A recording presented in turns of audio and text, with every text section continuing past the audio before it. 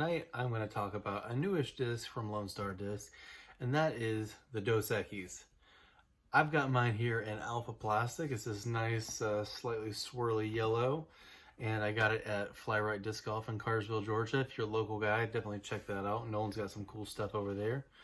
And as a member of Team Lonestar, I've been, fiddling with a lot of their discs over the year, trying to figure out how they fit in my bag.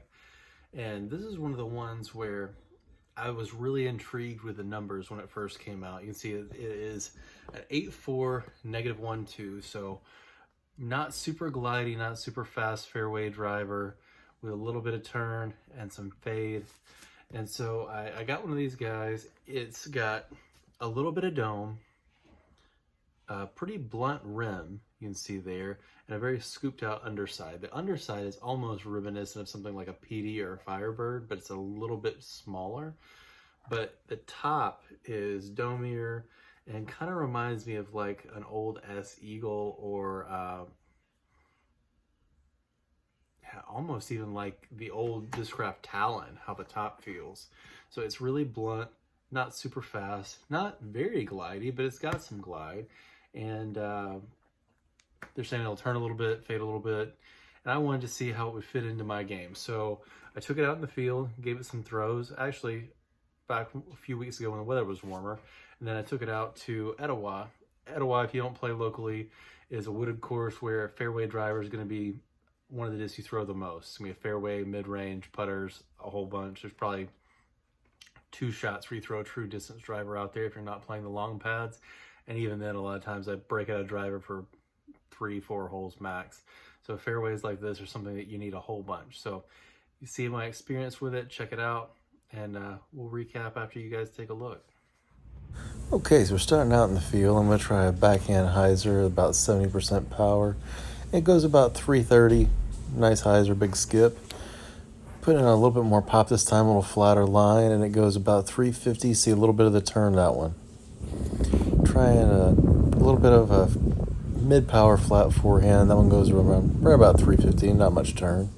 So I put a little bit more pop on this one, give it a little more height, and you get to see some of the glide kick in. That one goes almost 400 feet.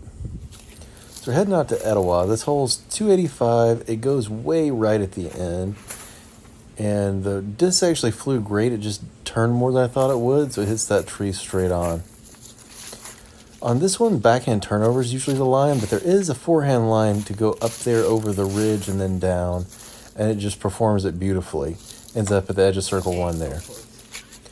So on hole 10, we're going 250 uphill, so it plays like 275, and I put that one right by the basket with the hyzer.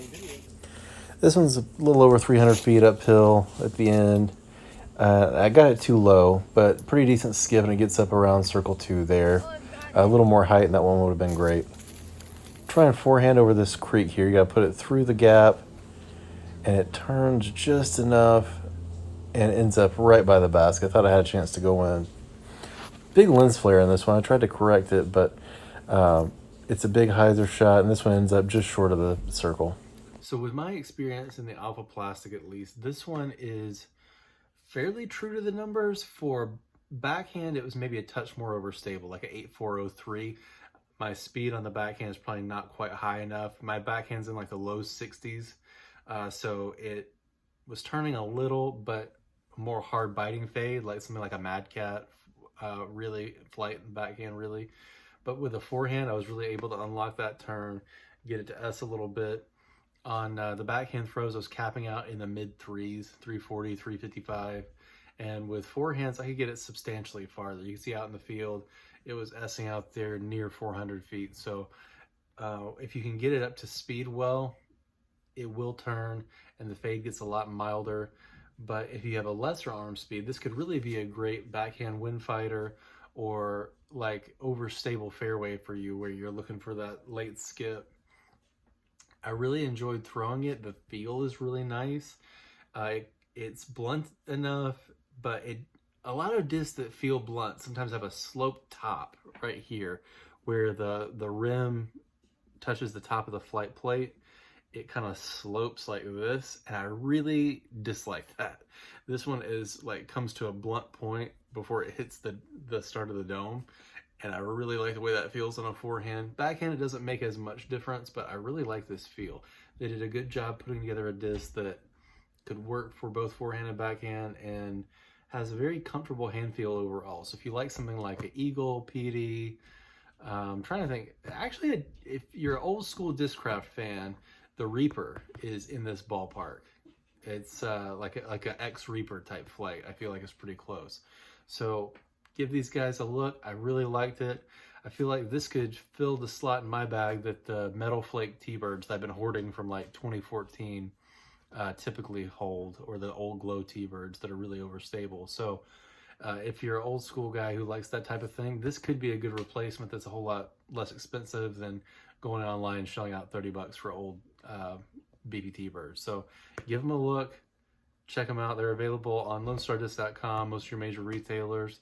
And if you're in North Georgia, I got this one at Fly Right Disc Golf, and if Nolan doesn't have any more, I'm bugging him to buy some.